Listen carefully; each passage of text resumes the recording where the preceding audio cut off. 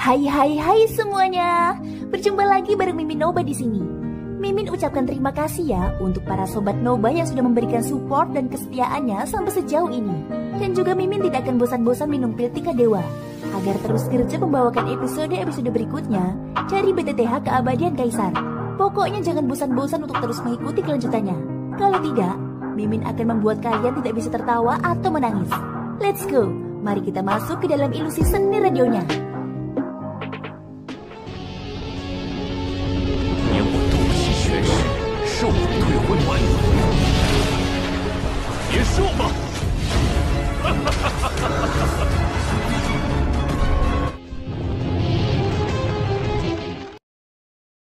Halo Sobat Noba, melanjutkan cerita dari episode sebelumnya ya. Setelah membuat Su Songming terlempar dengan satu pukulan, semua orang di rumah seribu obat tidak dapat menahan rasa ngeri atas tindakan Xiaoyan. Mereka tidak menyangka bahwa pemuda berjubah hitam ini benar-benar berani memukul seorang tetua dari aliansi alkemis. Namun ketika semua orang kembali sadar dan memikirkannya lagi, mereka merasa lega. Meskipun Su Songming memang merupakan tetua dari aliansi alkemis, jika mereka benar-benar membandingkannya, bahkan jika Su Songming adalah anggota aliansi alkemis, kemungkinan besar aliansi alkemis tanpa ragu akan memilih Xiaoyan seorang alkemis peringkat 3. Terlebih lagi, dia adalah seorang alkemis muda tingkat 3. Bahkan di seluruh benua, kejeniusan semacam ini adalah eksistensi yang langka seperti bulu burung ponik dan tanduk unicorn. Mengapa aliansi alkemis pergi dan memusuhi Xiaoyan hanya demi Su Songming? Di sisi lain, ketika wanita muda itu melihat kakeknya terlempar oleh serangan kekuatan spiritual Xiaoyan, ekspresi di wajah cantiknya tanpa sadar berubah pucat pasi. Tubuhnya yang halus bergetar hebat. Segera dia mengerahkan tubuhnya dan berusaha melarikan diri dari rumah seribu obat. Berhenti!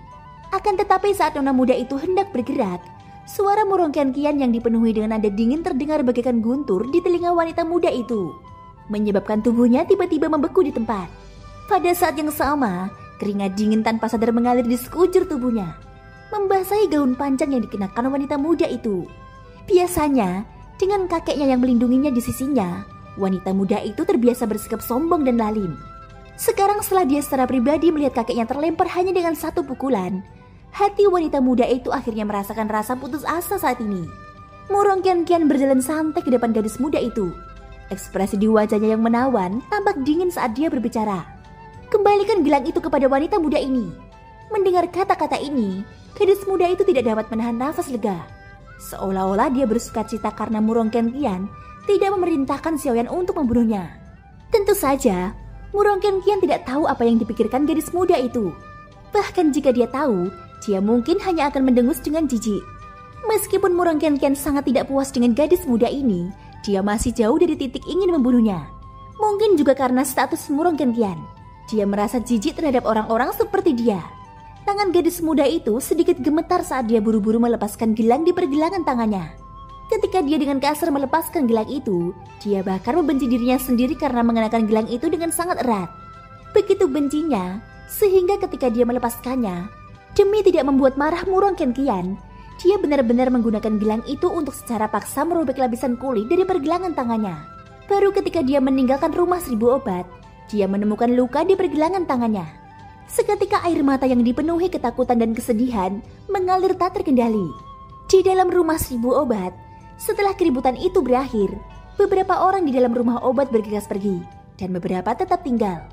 Melihat ruangan yang hampir hancur total, ekspresi tak berdaya muncul di wajah cantik Jin Yao. Tak lama kemudian, tatapannya beralih ke Xiaoyan. Kekuatan spiritual yang menakutkan milik Xiaoyan dengan cepat ditarik setelah menggunakannya selama beberapa tarikan nafas. Hal ini tanpa sengaja menyebabkan Jin Yao mengerutkan kening. Namun hal itu segera berubah menjadi desahan tak berdaya. Sudut matanya sedikit terangkat saat dia menggoda Xiaoyan. Semua yang ada di rumah seribu obatku bernilai lebih dari 10.000 koin roh. Kau telah menghancurkan begitu banyak dari mereka dalam sekejap. Ini adalah seluruh ruangan. Katakan padaku, bagaimana kau berencana untuk memberiku kompensasi? Ucap Jin Yao. Serangan Xiaoyan tadi telah menghancurkan lebih dari setengah aksesoris di dalam ruangan. Tidak hanya cantik, kebanyakan dari aksesoris itu tertanam dengan inti monster. Bahkan ada beberapa yang diukir dengan formasi kecil. Nilainya tentu saja bukan sesuatu yang dapat dibandingkan dengan aksesoris biasa. Tepat saat Xiaoyan hendak membuka mulutnya untuk berbicara, Murong Qianqian tiba-tiba berjalan di depan Jin Yao. Dia membuka tangannya dan seuntai gelang diam-diam diletakkan di atasnya. Ini, aku masih punya gelang. Aku akan mengembalikannya kepadamu terlebih dahulu, ucap Murong Qianqian. Saat matanya yang indah menatap gelang di telapak tangannya, ekspresi enggan muncul di wajah cantik gadis muda itu. Melihat hal ini, Jin Yao langsung mengerti apa yang dipikirkan gadis muda itu. Tak lama kemudian, tatapan Jin Yao menyapu gadis muda di depannya dan bertukar pandang dengan Xiaoyan yang ada di belakangnya. Melihat ekspresi tak berdaya di wajah Xiaoyan, Jin Yao tak kuasa menahan senyum dalam hatinya. Setelah itu sepasang matanya yang cerah dan indah kembali menatap Murong Qianqian di depannya. Hahaha, kakak hanya bercanda. Adik kecil, kamu tidak perlu menganggapnya serius. Itu hanya gelang dan tidak berharga. Karena adik kecil menyukainya, aku akan memberikannya kepadamu, ucap Jin Yao. Mendengar ini, raut wajah cantik Murong Qianqian sedikit terkejut. Tak lama kemudian, dia menoleh untuk melihat Xiaoyan yang ada di belakangnya. Selain Xiaoyan, kemungkinan tidak ada alasan lain yang bisa menyebabkan wanita di depannya ini menunjukkan sikap seperti itu. Melihat tatapan gadis muda itu tertuju padanya, wajah Xiaoyan hanya bisa menunjukkan ekspresi tak berdaya. Ketika gadis itu melihat ini, mulut kecilnya langsung mengerucut sambil mengerutkan bibirnya dengan marah dalam hatinya. Gelang di tangannya disingkirkan begitu saja. Melihat kedua wanita di depannya tidak berbicara lagi, suasana menjadi canggung. Dia buru-buru berkata, Nona Jin, aku masih harus mengurus beberapa hal dan tidak akan tinggal lebih lama lagi. Mengenai bahan-bahan obat yang aku butuhkan, jika memungkinkan, aku harap kepala distrik Jin dapat membantuku mencarinya. Jika ada kesempatan, aku bersedia berbisnis dengan kepala distrik Jin, ucap Xiaoyan. Mengingat wanita ini, Jin Yao tidak hanya tidak menghentikan kesalahpahaman Murong Qianqian, dia bahkan memperlihatkan ekspresi seolah-olah sedang menonton pertunjukan yang bagus. Hal ini benar-benar membuat Xiaoyan merasakan sakit kepala yang tak tertandingi. Hehehe, karena adik laki-lakiku Xiaoyan masih ada urusan yang harus diselesaikan, kakak ini tidak akan tinggal lebih lama lagi. Karena situasi hari ini sudah seperti ini, kakak ini memang butuh waktu untuk membereskan semuanya. Kalau begitu, aku tidak akan mengantar kalian lebih jauh. Kalian berdua, silahkan pergi, ucap Jin Yao. Seolah-olah dia telah menebak pikiran Xiaoyan. Jin Yao terkekeh dan membungkuk sedikit ke arah Xiaoyan dan Murong Qianqian. Postur tubuhnya yang anggun membuat imajinasi orang menjadi liar. Pada saat ini, hati Xiaoyan bergetar hebat saat melihatnya. Dia buru-buru menarik Murong Qianqian dan dengan cepat meninggalkan rumah 1000 obat seolah-olah dia sedang melarikan diri. Setelah Xiaoyan kembali ke kediamannya, dia menghabiskan 2 hari sisanya dengan berdiam diri di kamarnya, menunggu dengan tenang kedatangan lelang. Pada saat yang sama, berita mengenai alkemis peringkat 3 dengan cepat menyebar ke seluruh kotayan seperti badai. Seorang alkemis tingkat 3. Dia adalah orang yang dapat membuat ekspresi seorang ahli kelas Dodi berubah. Bahkan seorang Dodi harus memperlakukan orang seperti ini dengan sopan. Namun, sebenarnya ada orang seperti itu di kotayan. Bagaimana mungkin para ahli di kota itu tidak tergerak oleh ini? Berbagai kekuatan mengirim orang untuk menyelidiki satu demi satu. Tampaknya ingin mengetahui asal-usul spesifik alkemis tingkat 3 itu. Namun sayangnya, setelah 2 hari penyelidikan, hasil yang mereka peroleh pada akhirnya masih sama sekali tidak jelas. Pada saat ini, sudah saatnya pelelangan kotayan dimulai. Ketika sinar pertama matahari pagi menyinari daratan, kotayan yang tadinya sunyi semalaman, kini telah menjadi ramai. Sekelompok besar orang menyerbu masuk dan keluar kota seperti air yang mengalir. Fajar belum memudar dari cakrawala. Tetapi seluruh kotayan sudah penuh sesak dengan orang. Sekilas, orang bisa melihat kepala manusia yang tak terhitung jumlahnya bergerak di jalan-jalan dan di gang-gang.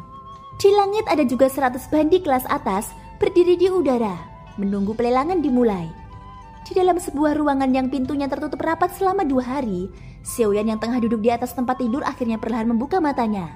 Saat dia membuka matanya, nyala api putih menyambar di kedalaman pupilnya seperti kilat. Dan senyuman perlahan muncul di sudut mulutnya. Sebuah pikiran terlintas dalam benaknya, dan kekuatan spiritual yang agung segera menyapu keluar dari antara alisnya, menyelidiki situasi di dunia luar. Ketika kekuatan spiritual Xiaoyan menyebar, ekspresi wajah beberapa sosok manusia di kotayan tanpa sadar berubah. Mereka saling bertukar pandang. Mata mereka dipenuhi rasa ingin tahu. Apakah kamu alkemis tingkat 3 itu? Sebuah suara samar-samar terkirim ke dalam pikiran Xiaoyan dari kejauhan, menyebabkan ekspresi wajah biasa-biasa saja itu sedikit berubah. Kupikir beberapa dari kalian seharusnya adalah elit Dodi yang datang untuk berpartisipasi dalam pelelangan kali ini, ucap Xiaoyan. Hanya dalam sekejap, ekspresi wajah Xiaoyan kembali tenang. Sebagai elit Dodi, kepekaan mereka terhadap lingkungan sekitar tentu saja bukan sesuatu yang dapat dibandingkan dengan bandi biasa. Meskipun kekuatan spiritual alkemis tingkat 3 telah menyelidiki mereka masih akan dapat merasakannya selama kekuatan spiritual alkemis tersebut belum mencapai tingkat tertentu. Hei, Grandmaster seharusnya datang karena pelelangan kali ini. Karena itu, kami ingin mengundang Grandmaster untuk mengobrol, ucap para Dodi itu. Status seorang alkemis tingkat 3 menyebabkan kelompok elit Dodi yang biasanya arogan tidak berani ceroboh. Meskipun seorang Dodi menakutkan, dia pada akhirnya akan sendirian kemanapun dia pergi. Namun seorang alkemis berbeda. Meskipun kekuatan seorang alkemis tingkat tinggi tidak hebat, dia akan tetap menjadi eksistensi yang dikelilingi oleh banyak orang kemanapun dia pergi. Orang seperti itu tidak mudah disinggung. Seperti kata pepatah, seorang alkemis itu seperti sarang tawon. Sarang itu akan meledak jika ditusuk. Mereka tidak ingin menyinggung orang yang menakutkan seperti itu. Saya menghargai niat baik Anda, namun saya rasa undangan tidak diperlukan, ucap Xiaoyan. Bagaimana mungkin dia tidak bisa menebak niat sekelompok orang ini? Jika tidak perlu, dia tidak mau mengungkapkan identitasnya dengan mudah. Itu tidak akan menguntungkannya. Beberapa dari mereka tanpa sadar mengerutkan kening ketika mendengar ini. Namun mereka juga tahu bahwa seorang alkemis memiliki temperamen yang aneh. Ini adalah kejadian yang umum. Adalah hal yang wajar bagi seorang alkemis untuk tidak menerima undangan. Satu-satunya hal yang membuat mereka merasa kasihan adalah bahwa seorang alkemis tingkat 3 adalah orang yang tidak dapat mereka lewatkan begitu saja. Akan lebih baik jika mereka bisa berteman dengan orang seperti itu. Jika memang tidak bisa, mereka juga tidak ingin menjadikannya musuh. Sebuah pikiran terlintas di benak Xiaoyan di dalam ruangan. Kekuatan spiritual yang telah disebarkannya dengan cepat menyusut kembali seperti balon yang kempes. Dalam sekejap mata, kekuatan itu ditarik sepenuhnya oleh Xiaoyan. Xiaoyan menghembuskan nafas panjang. Tanpa sadar, dia mengernyitkan alisnya sedikit. Dalam hatinya, dia tidak menyangka bahwa seorang alkemis tingkat 3 benar-benar memiliki wajah yang begitu hebat. Bahkan seorang elit Dodi harus bersikap sopan. Dia tidak tahu kapan dia akan benar-benar dapat mencapai tahap ini. Kekuatan spiritual yang dilepaskan Xiaoyan sebelumnya hanyalah kekuatan spiritual yang dipinjamkan Guyo kepadanya. Kekuatan spiritual Xiaoyan bahkan lebih rendah daripada Su Songming. Tidak ada yang tahu berapa lama waktu yang dibutuhkan baginya untuk menjadi alkemis tingkat 3. Masuklah. Pintunya tidak terkunci. Saat berikutnya, Murong Qianqian yang berada di luar pintu, Xiaoyan hendak mengetuk ketika Xiaoyan tiba-tiba mengucapkan kata-kata ini. Mendengar ucapan Xiaoyan dari luar pintu, Murong Qianqian mengerutkan bibirnya. Dia mendorong pintu dengan tangannya dan segera masuk ke dalam ruangan. Hei, pelelangan akan segera dimulai. Kenapa kau masih menunggu di kamarmu? Ada begitu banyak orang yang berpartisipasi dalam pelelangan. Bahkan dengan kekuatanmu, kau tidak akan bisa masuk jika kau terlambat. Jangan bilang kau tidak berencana untuk berpartisipasi dalam pelelangan. Kata-kata wanita muda itu mengandung rasa tidak senang. Sejak mereka meninggalkan rumah 1000 obat 2 hari yang lalu, wanita muda di depannya telah memanggil Xiaoyan Hei dengan cara ini. Meskipun Xiaoyan tidak terbiasa mendengarnya, dia tetap tersenyum pahit dan setuju. Hahaha, baiklah. Bukankah aku sudah bangun sekarang? Lelang kali ini akan berlangsung sangat meriah. Aku harus menyiapkan sesuatu. Kalau tidak, apa yang bisa kugunakan untuk bersaing dengan orang-orang itu? Xiaoyan berdiri sambil tersenyum. Ia tidak lagi mengganggu wanita muda itu tentang bagaimana ia menyapanya. Kedua tangannya menepuk-nepuk tempat tidur di bawahnya. Seketika tubuhnya yang duduk bersila di tempat tidur berdiri tegak. Ayo kita pergi ke rumah lelang. Seseorang akan datang dan menjemput kita di sana. Xiaoyan tertawa pelan. Dia mengangkat kakinya dan berjalan keluar pintu. Di belakangnya, mata indah Murong Qianqian mengamati Xiaoyan dengan rasa ingin tahu. Tangannya yang seputih bunga lili tak kuasa menahan diri untuk menggaruk kepalanya. Sejak kejadian 2 hari lalu, dia merasa ada yang berbeda dengan Xiaoyan di depannya. Namun dia tidak tahu persis dari mana perbedaan ini berasal. Wanita muda itu sedikit mengernyitkan bibirnya. Dia berpikir sejenak dan tidak bisa menahan rasa ingin tahunya. Xiaoyan berkata bahwa seseorang akan datang dan menjemput mereka saat mereka sampai di rumah lelang. Apa maksudnya ini?